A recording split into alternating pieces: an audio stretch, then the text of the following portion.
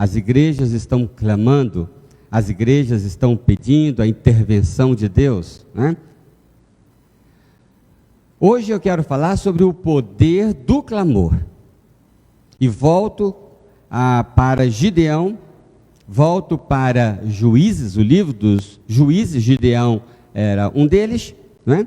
Gideão, então, no capítulo 6, tem a sua história. E eu quero ler para você o versículo 7. Gideão, um guerreiro. Diz assim a palavra do Senhor. Juízes 6, versículo 7. Quando os israelitas clamaram ao Senhor por causa de Midian, ele lhes enviou um profeta que disse: assim diz o Senhor, o Deus de Israel: tirei vocês do Egito, da terra da escravidão. Vamos todos orar mais uma vez? Nosso Deus e Pai, estamos diante da Tua palavra e pedimos, Senhor, que o Teu Santo Espírito, mais uma vez, fale conosco quando estamos meditando nela, quando estamos lendo, quando estamos ouvindo, quando estamos refletindo. Nós clamamos que o Teu Santo Espírito fale a nossa alma, fale a nossa mente e molde a nossa vida ainda mais. Nós oramos ao Senhor também por aqueles que vão estar ouvindo esta reflexão em outros horários. Ó Deus, rogamos por mim, por nós aqui no templo, por nós em nossas casas e então pelos que vão ouvir depois. Em nome do Senhor Jesus é que oramos. Amém, Senhor. O poder do clamor. Vocês conhecem a história, até porque já preguei sobre esse texto. O povo de Israel estava sendo oprimido, devastado pelos midianitas. Todos os anos eles vinham como gafanhotos, roubavam tudo, destruíam tudo. E aquele massacre, aquela opressão persistente, foi drenando as forças do povo. E então o povo clamou. Isso é bem ilustrativo para esses tempos que nós estamos vivendo, né? Lá para setembro, achávamos que a coisa estava começando a melhorar, né? E de repente veio dezembro e ficou pior do que junho ou maio, né? É uma opressão como gafanhotos, né? Que coisa persistente, né? Oprimindo por longo período. Então o povo clamou. E quando o povo clamou, o que é que o povo queria? O povo queria ser empoderado, porque o povo estava enfraquecido. E o povo queria poder para enfrentar os midianitas. E Deus então, veja o versículo, mandou um profeta e disse: eu tirei vocês do Egito. O assunto é o poder. Mas há uma nuance aqui, ou várias, que precisam ser observadas. Então, reflitam comigo sobre o poder do clamor, não é? Ele vai, sobretudo, trabalhar nossas vidas. O Deus de poder mandou um profeta, esse profeta falou algo, transmitiu algo, mas mandou também um anjo. E Deus estava fazendo uma operação de poder, de empoderamento. Aquele povo que se sentia fraco, agora vai se sentir forte, né? É isso que vai acontecer. Ele trabalha em nós para transformar as nossas vidas. E isso pode ser um pouco diferente da nossa expectativa. Hoje pela madrugada eu orava pelo meu sogro. E eu estava dizendo: Senhor, não quero que o Senhor o tire do CTI. Não quero que o Senhor cure o seu corpo.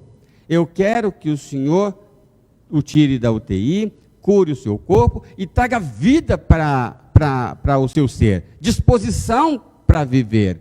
Eu não quero apenas que ele saia do leito, mas que ele saia com vontade de viver, com motivação, com entusiasmo, né? Não para ficar só recebendo massagem, mas para lutar, para ser um missionário, para ser um missionário mais poderoso ainda, não é? Então, eu estou pedindo que Deus transforme o coração do meu sogro, a mente do meu sogro, não somente os seus rins ou seu pulmão. Deus quer muito mais do que atender nossas expectativas. Ele nos dá muito mais do que pedimos, ou até mesmo imaginamos. Então, o clamor resulta ou desperta, starta outras áreas que nós não estamos imaginando. O que você está pedindo? Que a pandemia pare. O que Deus está fazendo? Mudando você, transformando você. O propósito dele é mais amplo do que aquilo exatamente que nós estamos pedindo. Deus mandou o profeta a uma oficina do oleiro. E o profeta viu o oleiro fazendo um vaso. E o vaso quebrou-se na mão dele. E o oleiro começou de novo a construir o vaso. Olha a pergunta que Deus fez ao profeta. Deus falou assim: não por acaso, não poderei eu fazer de vós como fez este oleiro? Deus está, nesse momento de pandemia, transformando as nossas vidas, moldando as nossas vidas, nos fazendo diferentes e melhores.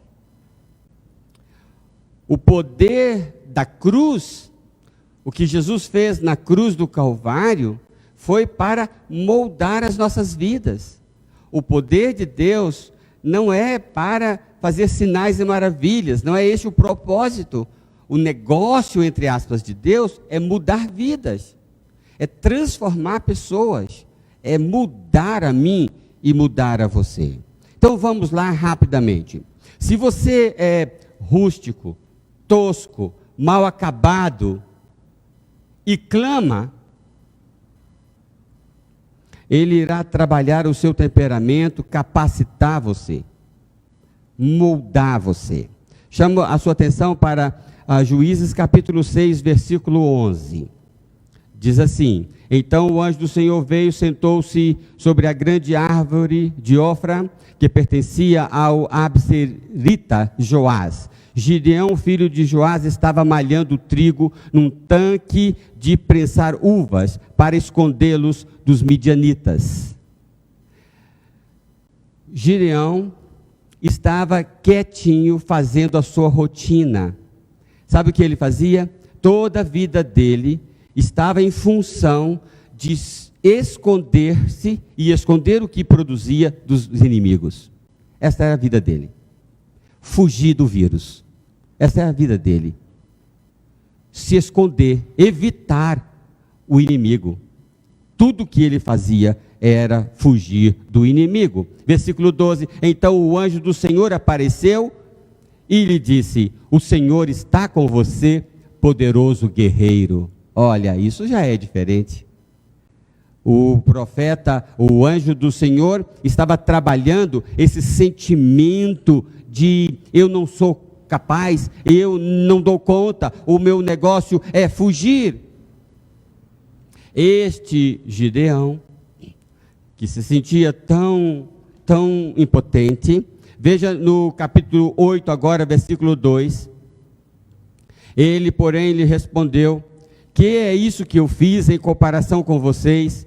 O resto das uvas de Efraim não são melhores do que a colheita de Abiezer? Deus entregou os líderes midianitas, Oreb e Zeeb, nas mãos de vocês. Vocês estão lembrados desse episódio? Aqui, o Gideão já tem conseguido uma grande vitória. E acontece que Gideão está sendo agora confrontado por parte do povo, porque Efraim não tinha sido convidado para a batalha. E o povo está dizendo: o que é que você fez? Você não nos convidou, você não nos envolveu. Meus irmãos, era uma questão de alta liderança. Você pode depois com calma ler o texto todo. Gideão, depois de apaziguar aqueles líderes do próprio povo de Israel, dizendo: vocês são muito mais poderosos do que nós. a gente observa um grande líder agindo. Aquele moço que vivia para se esconder de inimigos, agora era um grande líder do povo de Israel. Nós começamos no capítulo 6, nós estamos no capítulo 8, apenas aquele episódio acontece, o povo clamou, Gideão clamou, e Deus então transforma este guerreiro rústico, mal acabado, que vivia 365 dias do ano fugindo, transforma esse jovem agora num grande líder, capaz, com sabedoria para apaziguar o seu povo. Veja o versículo 22, como eu disse, do capítulo 8. Os israelitas disseram a Gideão: reine sobre nós, reine sobre nós. Agora ele já era chamado para ser o rei de todo o povo. Olha, veja se você concorda comigo. Quando o povo clamou, Deus moldou a vida de um medroso fugitivo, de uma pessoa que vivia fugindo do inimigo, a um grande líder. Eu creio que Deus esteja moldando a mim e a você. Em momentos de tribulação, em momentos de grandes lutas, Deus forma grandes líderes. Quem já leu a história do Winston Churchill sabe muito bem disso. Era uma pessoa esquecida lá num canto, mas Deus estava preparando. E quanta luta, quanta oposição, quanta dificuldade ele enfrentou. Estoura a guerra, lá vem Hitler, varrendo a Europa com o seu exército. Mas de repente ele encontra um primeiro-ministro disposto a enfrentá-lo e a resistir. Porque na luta, na tribulação, na dificuldade, Deus forma grandes líderes. Se você se sente tímido, impotente e clama, Ele vai encorajar você. Veja, voltemos ao capítulo 6. Capítulo 6, versículo 15. Ah, Senhor, respondeu Gideão, como posso libertar Israel? Meu clã é o menos importante de Manassés. Eu sou o menor da minha família. Esse era o pensamento dele. Agora o anjo vai trabalhar Gideão. Você é um guerreiro valente. Você vai conseguir porque você tem o poder. E esse foi o tema do nosso último sermão, um padrão de encorajamento, que você pode acompanhar, porque está no canal da igreja no YouTube. É só você procurar CIB Petrópolis e você vai ver lá o áudio desse sermão, porque a imagem não ficou bem capturada, então tem o áudio do sermão, um padrão de encorajamento, e você vai ficar surpreso ao perceber que a coisa não é assim, muito esse autoajuda, vai em frente, que eu estou com você, que você é poderoso. Não é esse empoderamento, mas um encorajamento que vem do Senhor. Então, se você se sente impotente, mas clama, Ele vai encorajar você. Em terceiro lugar, se você se sente guiado apenas pelos olhos humanos, pela inteligência, pelos recursos que você tem naturalmente, os seus talentos, mas você clama, o Senhor vai agraciar você com discernimento espiritual. Esse é um ponto muito comum em nós crentes. Nós enfrentamos a pandemia com olhos da ciência, e isso é bom, porque não há nada de errado na ciência. É graça, é dom de Deus também. Só que ela é o mais baixo dos estágios, é o degrau primeiro. A vida não é só ciência, tem muito mais do que isto, mas muito mais mesmo. Então você clama. Quando você clama, então Deus capacita você com discernimento espiritual. Você não faz análises dos indicadores apenas com recursos naturais. Você já faz análises maiores, mais amplas. Veja o capítulo 7, nós já lemos parte do capítulo 6, do capítulo 8. Vejamos o capítulo 7, versículo 2. E o Senhor disse a Gideão: você tem gente demais para eu entregar Midian nas suas mãos. a fim de que Israel não se orgulhe contra mim, dizendo que a sua própria força o libertou. Olha que interessante.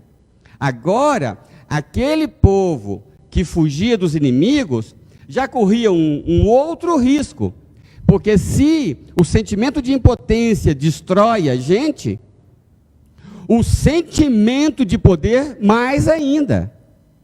Quando eu acho que não posso, eu me sinto intimidado, mas quando eu acho que posso, eu corro risco ainda maior. Então veja o que o Senhor disse: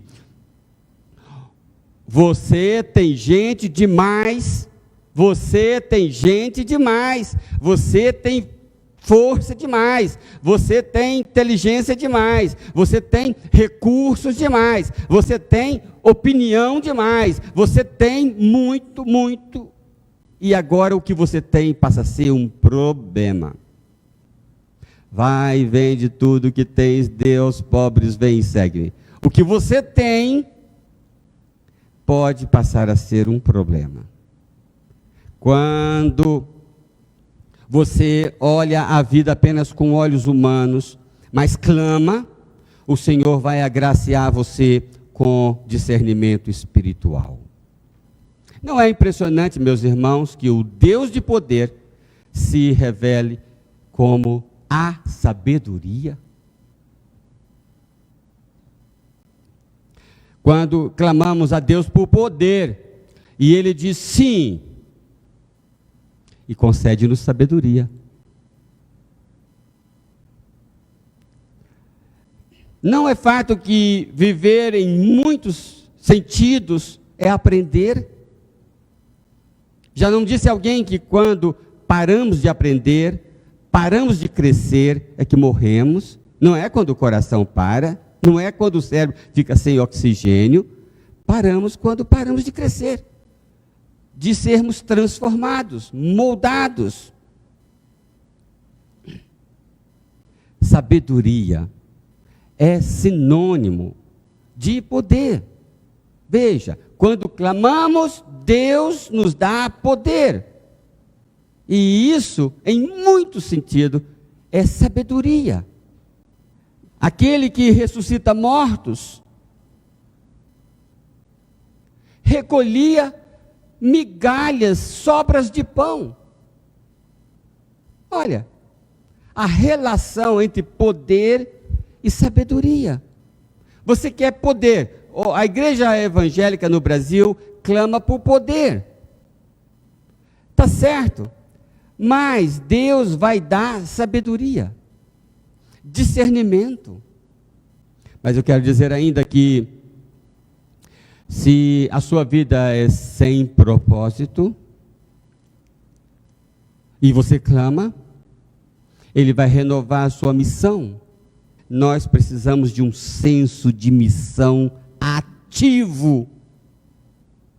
Eu estou estudando agora sobre como fazer, como impulsionar coisas na internet, no Facebook, no Google e etc.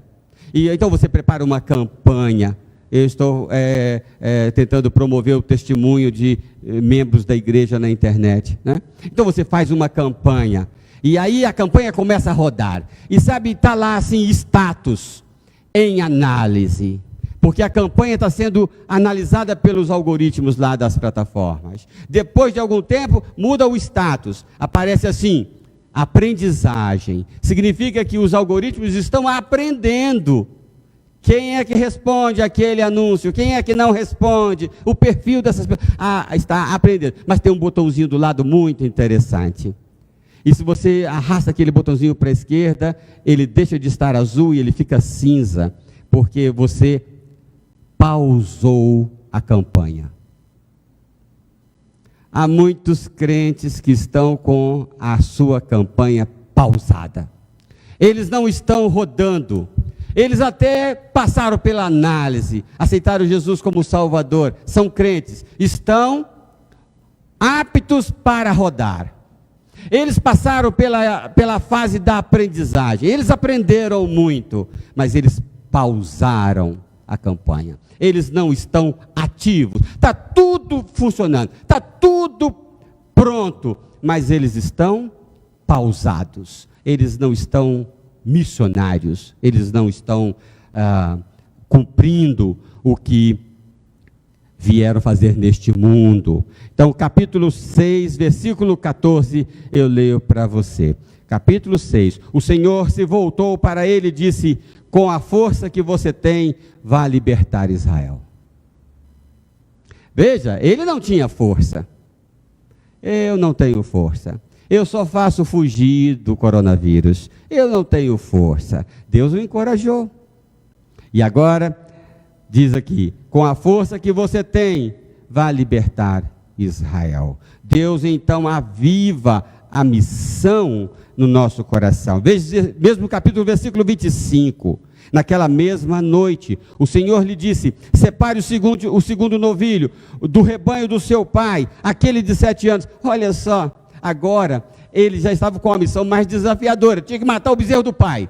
A confusão estava armada, tinha que enfrentar a própria família. Primeiro Gideão teve que enfrentar a si mesmo. Agora tinha que enfrentar a família. Ele foi de noite, destruiu o Deus do pai dele lá, arranjou uma confusão. Estava procurando a cabeça dele no outro dia para poder matá-lo. Mas era um exercício maior, mas era um treinamento. Mais à frente, ele tinha uma nuvem, um exército que era uma nuvem de homens treinados, e ele teria que enfrentar aquele exército enorme. Teve que enfrentar a si mesmo, teve que enfrentar a própria família e os seus vizinhos, agora tinha que enfrentar os inimigos do Senhor. Não eram os inimigos só dele, eram os inimigos de Deus. Naquela noite, o Senhor disse a Gideão: levante-se e desça ao acampamento, pois eu vou entregá-lo nas suas mãos. Olha só, com essa força que você tem, siga. Agora, enfrente a sua família, enfrente os seus vizinhos. Agora, enfrente os inimigos, porque eu vou entregar os inimigos nas suas mãos. A missão vai num crescente. E é isso que acontece com todos nós. Estou com 60 anos de idade. Já passei por um bocado de experiências na minha vida. Mas a impressão que às vezes sinto é que agora é que eu estou começando o meu ministério. E esse sentimento eu experimentei durante toda a minha vida. Porque a coisa vai se modificando. Deus vai renovando esse sentimento de missão. Não diga que não tem uma missão, como o Gideão lá no primeiro estágio. Clame, e o Senhor vai mexer com você. E vai reavivar a sua missão. Eu já li o versículo 9, então, do capítulo 7. Por fim, se você usa apenas todos esses poderes que eu destaquei aqui, eu falei de liderança, eu falei de encorajamento, eu falei de sabedoria do alto, eu falei de missão. Você sabia que a missão o senso de missão é tremendamente empoderador? Quando você sente que algo foi colocado na sua mão para fazer, isso é muito empoderador. Saia da frente, porque eu estou fazendo algo grande. Mas se você usa esses 4 poderes, ainda não é tudo que Deus tem para aquele que clama. Porque existe ainda a intervenção direta do Senhor, o milagre, a ação direta do Senhor.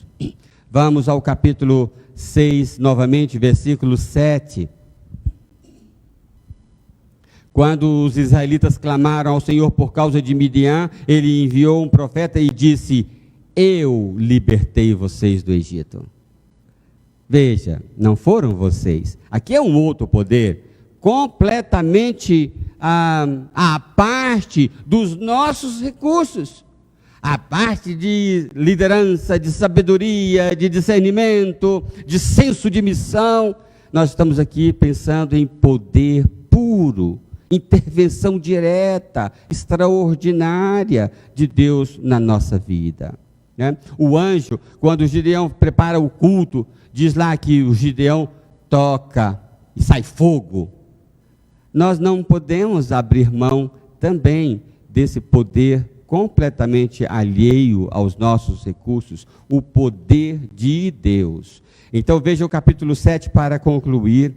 Vocês conhecem a história da guerra em si. Gideão, quando Deus disse, você tem muita gente com você, acabou que Gideão ficou apenas com 300, e ele dividiu esses 300 ainda em 3 cultos, um domingo às 10h20, um domingo às 7 da noite, e um quarta-feira às 7h30 da noite. Dividiu em 3 grupos, com lâmpadas nas mãos.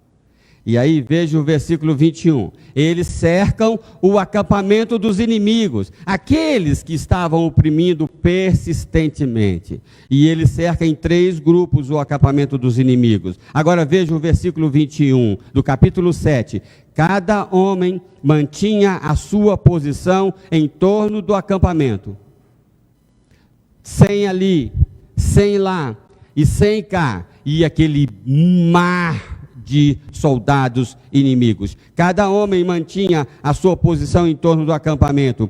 E todos os midianitas fugiram correndo e gritando. Todos os recursos foram trabalhados. No final das contas, nenhum deles foi usado. Eles não mexeram uma palha. A vitória se deu pela intervenção, pelo poder de Deus. Claro que Deus lançou mão de tudo aquilo, não é?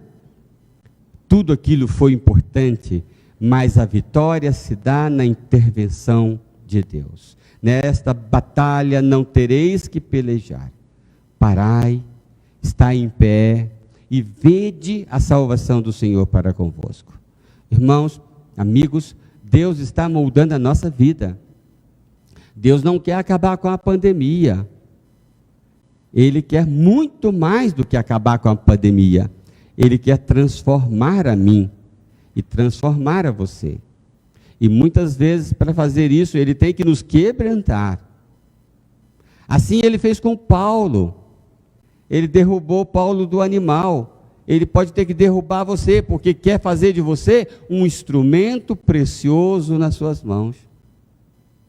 Ele quer moldar. Os dedos, 10 dedos de Deus estão atolados no seu ser, para transformar você num vaso útil nas mãos dele.